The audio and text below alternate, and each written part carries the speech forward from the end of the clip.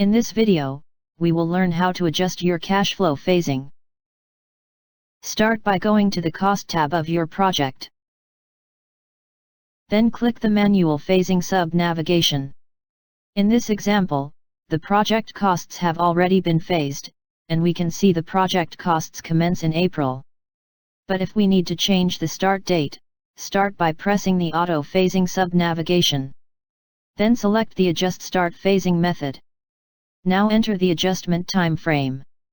In this case we will delay the project by 3 months. Remember to save your changes. As we can see, the budgeted costs have automatically shifted by 3 months and costs will now commence in July. It is just as simple to bring forward your cash flow.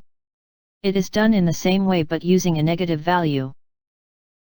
For example, we will bring the costs forward by 4 months.